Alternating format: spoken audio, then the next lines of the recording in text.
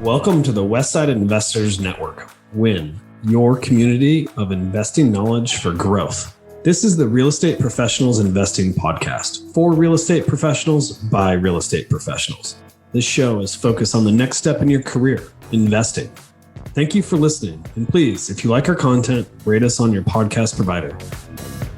Just a quick disclaimer, the views and opinions expressed in this podcast are for educational purposes only and should not be construed as an offer to buy or sell any shares or securities, make or consider any investments, or take any other action. Welcome back to another episode of the Deal Deep Dive segment on the Westside Investors Network podcast. I'm your host, Trent Werner. In this segment, our featured guests will share their unique stories on a specific deal they've invested in. We will dive deep into finding the deal, financing the deal, writing an offer, and the due diligence. Do us a solid and smash that subscribe button, leave us a rating, and share this episode. And now, let's dive deep. Welcome back to the Westside Investors Network podcast. I am your host, Trent Werner. On today's Deal Deep Dive episode, we're joined by Nathan Payne. Nathan has a career experience of door-to-door sales, leading sales teams, and even opening up his own cereal bar while he was in college. Today, Nathan is a co-owner of Offer On Homes, as well as Investor Thrive, a coaching company dedicated to teaching wholesalers and real estate investors how to acquire more property the Painless way. Now let's welcome Nathan Payne. Nathan, thanks so much for joining me today. I can't wait to have a deal deep dive conversation with you about a deal in Fort Myers. Before we get into that, Nathan, please just take a minute or two and tell the listeners who you are. Of course. Well, I appreciate you having me on here. So my name is Nathan Payne. I'm from Salt Lake City, Utah. Sorry about the voice. I was at a mastermind event in Tampa. I'm currently in the hotel lobby because I missed my flight. But yeah, I guess I came down with something, or I don't know what's going on. Allergies. I feel fine. It's just my voice is jacked up. But so like I said, I'm from Salt Lake City, Utah. I've been wholesaling for about 5 years. I've done pretty much fix and flips, creative deals in wholesale. That's pretty much what I've been into. And then I started coaching about a year ago because I saw the need for a little bit more hand-holding implementation, like help with students. A lot of students are just scared to make calls and scared to take action. So my goal is to kind of help them through that instead of just like watching YouTube videos for 5 years or 2 years and being stuck in analysis paralysis. So that's why I got into coaching. And yeah, that's pretty much what I do. And that's Painless wholesaling is a strategy that we use to dispo our deals instead of me telling people immediately to go find a deal. Because that's what people tell you. They just say, pull list, start calling. That's how I started. I just started knocking doors and cold calling, got my first deal within 3 months of just freaking grinding. I don't think that's the right way to tell new people to get started. I think the right way is to tell them to understand the market, develop relationships, develop great relationships with buyers and find them deals for them. So when they're making offers, they're confident, they know what they're looking for. They're not just randomly out there wasting everybody's time or their time. So that's what Painless wholesaling is. It's developing relationships first, then going and getting deals. And I read in your bio that you have a background in sales, whether it be door to door or having a team of sales professionals underneath you. How did that transfer into wholesale real estate for you? It's interesting. That's why I got into real estate, because I had door-to-door sales experience for like 6 years. I ran teams. So I thought I was a great negotiator. I thought I was really good at sales. So I got into wholesaling or real estate because I was like, oh yeah, I can negotiate a house. No worries, no problem. And completely was wrong, because it's totally different sale. Like a door-to-door sale, selling solar, selling Dish Network. That's what I was doing. That's like a decision someone can make and will make right then, right? Like right on the spot, right door. With their house, not even close. People have options. People want to explore. They want to feel confident about what they're doing. You're not going to be able to close them. So when I first started, I thought it was like a quick close. I was like, hey, yeah, so this is my offer. If you don't accept it, it's off the table. You got 24 hours. And people are like, forget this guy. Obviously, I don't need to sell this guy. I can list with an agent. I can do whatever I want. Yeah. So I had to learn the right way to do sales, which is consulting, presenting options, making people trust you, rapport building, especially with these higher ticket items. So I thought it would help me. It didn't really help me. I had to dive deeper into the sales process. I mean, I would disagree though, because you had sales experience. You were comfortable talking with people, comfortable on the phones, making calls. That aspect, I feel like the sales background helped, but you are 100% correct. When it gets to a higher ticket item, I mean, it's about building a relationship, like you said, not necessarily your sales technique, right? Yeah. I guess when it comes to like not being afraid to take action, that has helped me because when I first started, I just went and started knocking doors, asking people they wanted to sell, right? Because that's what they say. Go find some leads. That's how I knew how to get opportunities. Just go talk to people. And I think that does help me because I notice a lot of people that get into real estate, they want to do a lot of research. They want to make sure they know their numbers, and that stops a lot of people. So that did help me just to go out and take massive and perfect action. But once I took that action, I was ready to sell. My sales process wasn't smooth. Well, I just want to touch on one thing you said there because it's very true and it's very good advice of take action and don't expect to be perfect. Don't expect to have the perfect plan or know every number by heart or every analysis detailed so you can go talk to someone about their home. Taking action and being honest, hey, I don't know the answer to that right now. I'll get back to you with your answer. That is invaluable because that action leads to experience and that experience leads to better skills down the road. So that's something that I wanted to touch on real quick. Now, For sure. so you have Painless Wholesale as well as Offer on Homes. What is Offer on Homes and how does it relate to Painless Wholesale? So Offer on Homes is my wholesaling company. That's where we do most of our deals through. Well, before I actually started doing the strategy of Painless Wholesale, I had a nationwide wholesaling company. It was like acquisition reps and everything. But because of the market shift, the way that it happened, I had a lot of my sales reps go and I stopped spending a ton of money on marketing. And I was like, man, there's got to be a better way to do this efficiently and effectively. And that's how I came out with the strategy that I've always been doing. I just didn't think too much about it. But Painless Wholesaling is the method. The strategy is instead of going to market like to the nationwide, like the United States for PPC or even like a whole city and hitting up the absentee owner list, for example, and blasting everybody, it's finding out what your buyers want and specifically going to get them that opportunity. And that can save you a ton on marketing, can save you a ton on your overhead because you don't have a giant team behind that. Right. Okay. And do you acquire properties and hold them? Do you have a portfolio of investment real estate? I personally have a couple rentals, but that hasn't been a goal of mine or been achievable because as you have like a wholesaling business, most of the time you have to wholesale your properties that come in through your business to pay everybody. Yeah. And that's why I personally think like having just scaling a wholesaling business, after doing it for 4 years, I don't think it's like what I want personally. I don't think it's the smartest thing to do because of the fact that it's kind of harder to hold on to stuff too, because you got to keep the machine going. So right. That was a long way to answer the question, but I have a couple. Gotcha. And then we did mention that you have a deal in contract in Fort Myers. How did you find that deal and what are the numbers on it? Yeah, so let's talk about this. So there's the painless way of doing real estate where you do deals in your market and you have buyers and it's as simple as being like, okay, I have a couple buyers, let me call them and see what they pay. So that's the painless way. It's easy. Or it's the painful way, which I have this deal where it's like, okay, I got this deal. I think it's good. It sounds good. I got to go find somebody.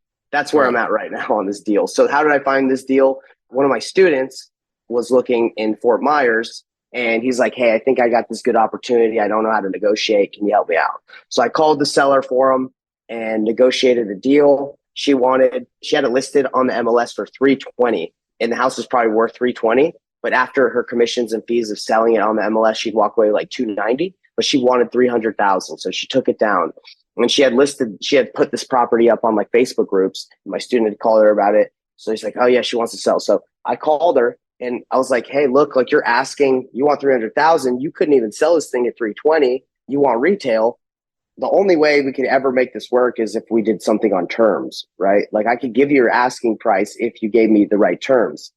So she's like, okay, well, what does that look like? And I was like, well, I can't give you any money down because there's no room on it. So if I can just come into this deal and just make you payments. So her equity, she owes 220, but she wants 300,000, right? So it's not subject to where I'm just taking over her payments. I think she'd be selling. I'm not like 100% like the best creative guy, but I know that if I can get it to cash flow, I can make it work. I'll let the legal people figure out the paperwork. Yeah. But I just knew that if I can make a little bit more. So I said, hey, what's your payment or what would we have to pay you? So at 300,000, if I gave her 4% interest, the payment's like $1,400 or something like that. And she tells me currently it's rented as an Airbnb. She just doesn't want it. The property's in Florida, she's in California. She just doesn't want it. So she sent me the receipts. Her Airbnb's for $3,000. So that's $1,600 difference, right? Mm-hmm. And if I can get into this property to make $1,600 a month, without nothing down, right? I think that's good.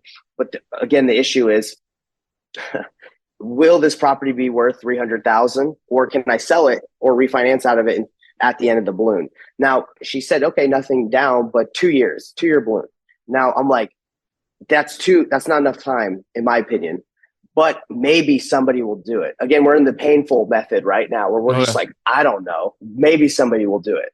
So that's kind of where I'm working on this deal. We reached out to some agents and they're like, yeah, we have some buyers that don't qualify for loans, but I think that would work. So we put it out for 340. So I have it at 300,000. We would sell it on a wrap. So we're asking for 340, 40 down, and then they could just make that the 300,000 that I have it. They would just make that payment, and maybe I could stay in the middle a little bit, right, and make a little bit of interest. But I'm thinking about just getting out of it. But yeah, that's the deal that I'm working on right now. So it completely was not a wholesale deal where you could buy it for cash. The lady wants retail, and I was just trying to make it work. People that want it, like 100% are like want it. They want like 5 years. They're like, yeah, that's a great deal. 5 years. Of course, it's a great deal. 5 years, right? But 2 years is almost like it's iffy. So that's kind of, I hope that's an example for your listeners. Like that's kind of what happens. Like when you do it, when you don't really know who's going to buy it, like if you don't know that market. I'm not from Fort Myers, so I'm trying to figure this out. And I'm telling the seller, look, hey, look, I have to bring in some people that are going to work on this deal with me. I don't live there. So I'm pretty transparent on like what I'm trying to do. And I do have a buyer who's like, yes, I'll take it at 305. So they'll give me $5,000 down and they'll keep me in as a 10% equity partner for giving them the deal. But that's like $5,000, 10% equity partner, 10% of the rent over 2 years. That's okay. It's better than zero. But anyway, that's the deal. If that made sense as I explained it. Yeah, absolutely. So did you keep it as an Airbnb or short-term rental? So I have it under contract right now. It's supposed to close in middle of April. I'm still in that process of working on it. So she had till the end of March. She said, hey, at the end of March, my Airbnb tenants are going to be out. Then come and take your inspection. Come then take a look. So my goal was either to find that buyer that would give me the 40 down and we'll have them walk it at the end of it, like at the beginning of April, at the end of March, or just give it to that person or take it myself or give it to that person via equity partner. I don't want to stretch myself too thin and have like an Airbnb in Fort Myers and I got all this other stuff going on and it's 2 years. I'm a little iffy on the 2 years because you don't know what's going to happen. The values could go up or it could go down and I'm owing money in 2 years, Right. And now here's a word from our sponsor. Get things done while you're on the move. Learn more about working with a virtual assistant through Offsite Professionals. It's a great way to get all the things done that you need to get done. Have freedom in your time and streamline your life by automating your business. Stop spending time on the tasks that you can delegate and start spending more time on your superpower. Call us today at 503-446-3177 or visit our website at offsiteprofessionals.com. Uptown Syndication is now offering a syndication coaching program for you to take your real estate portfolio to the next level. This is your opportunity to have experienced syndicators, AJ and Chris Shepard, coach you on your way to controlling your real estate investing future. Our coaching program will provide you with the tools and framework needed to begin syndicating real estate in your target market. Go to uptownsyndication.com today to learn more. So one thing I've heard from just talking about Florida in general, and I don't know if you've heard about this, but insurance right now in Florida is extremely hard to get on real estate, like property insurance. Have you heard anything about that? I've heard that, but with this property, the payment of $1,400 includes her insurance. So we would just get on hers. I think it's already insured. Are you talking about like new properties? Like if you were to buy something like new? Yeah. Thinking on the buyer, like whoever you sell it to, if they're going to use it as a primary or even an Airbnb, keep it as an Airbnb, a new purchase, getting insurances, I've heard is extremely difficult in Florida right now. So that's why I was asking. The hurricanes or something? Is that what you would think? Yeah. Just because of the disasters that are going on. Well, Fort Myers got hit, right? So yeah, didn't think about that. But yeah, that's probably true. Like even if a buyer buys it, I'm not 100% sure how that works out. Like if I sell it like on a wrap to someone else and there's insurance currently on it, like does the person I sell to on a wrap, do they need to get insurance if there's technically insurance through the payment, or could they get put on her insurance? That's when these wraps and these things get a little confusing to me, but that's why I have a legal, title company and legal team to help me out with this stuff. Absolutely. So if it comes down to it where you do end up holding the property, trying to find a buyer, no one's coming out of the woodworks anytime soon, and you have to basically operate this deal for a year, 18 months, however long you have to operate it for, Would you intend on keeping it as a short-term rental, or would you convert it to a long-term? That's a great question. I probably would do a short term for the span of the 2 years or whatever I agree on. I'm probably going to renegotiate and try to ask for a little bit more time, but I'd probably keep it as Airbnb until that got a little funky. Like if I heard Airbnb is like those are the first thing to go down when there's a recession or there's like people just stop traveling. And I don't know if that's like 100% true in that area, but the rents in the area are I looked at it too, and it's like 2,400 a month. So it still is cash flows at where it's currently at. So that's one of the things that you want to make sure is like, okay, you don't want to just be stuck on the short-term rental as the game plan. If it doesn't work, you want to be able to rent it long-term as well. Right. Absolutely. Very nice. Interesting. Yeah, it's an interesting one. So it's not like a no-brainer. And I would say a lot of deals aren't no-brainers that you come across because like obviously if a seller leaves a big spread on there or it makes a complete sense, and yeah, there's no reason to like analyze it too deep, just do it. But there's a lot of ones where it's like, I don't know, not sure. I'm sure in 10 years it's a no-brainer. Yeah.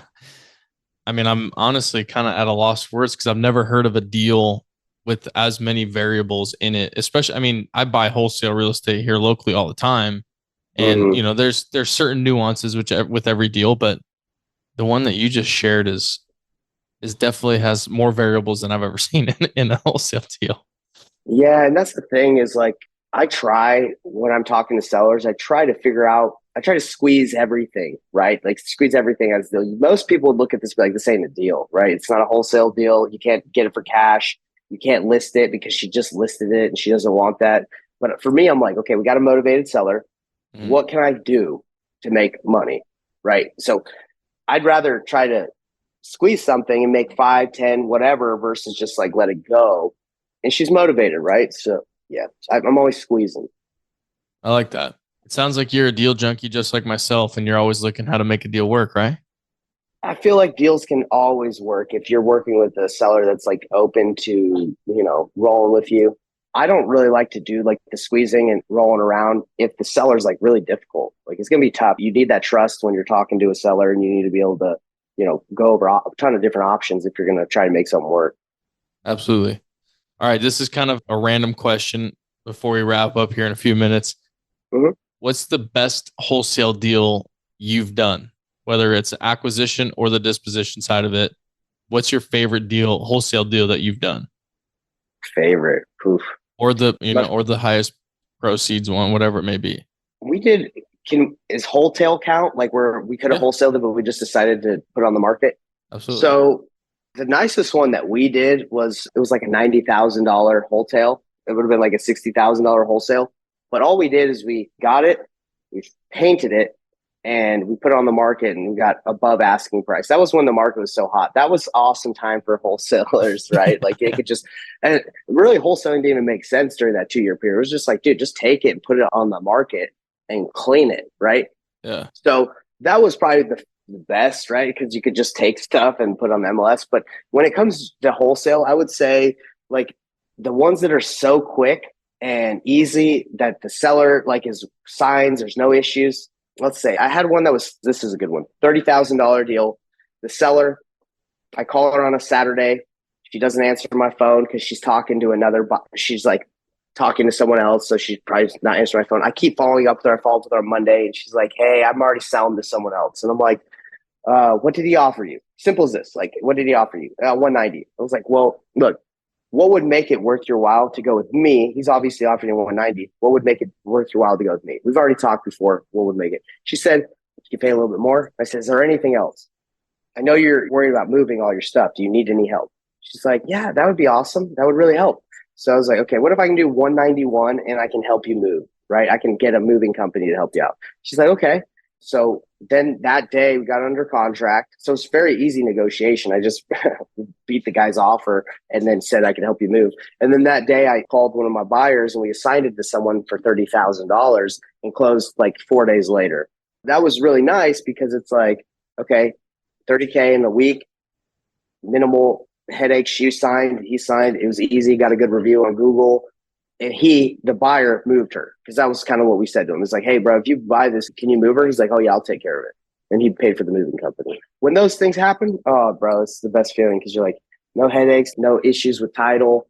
Beautiful. that's a great example of why building the relationship matters, because you built a relationship prior. You were able to get out of her, what's going to make it worth your while to go with us. And you offered a solution that it's hard to turn down. If you're going to pay me $1,000 more and help me move, why wouldn't I go with you?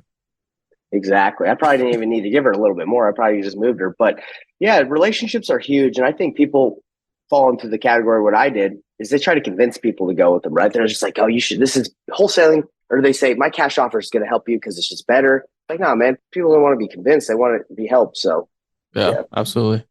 Nathan, I appreciate you sharing these stories and these deals with us. Is there any place you want people to connect or hear more from you or learn more about you? Yeah, if they go to painlesswholesaling.com, I do a free webinar on Thursday, a free masterclass where I teach people how to do what I do. And at the end, I make them a special offer. So yeah, if you guys want to learn more about how to get into wholesaling and do it the ethical, the most efficient and effective and profitable way, that's what I teach for brand new people, even people that aren't brand new. I show them how to do that. So I'd like for them to go to painlesswholesaling.com. I think that'd be great.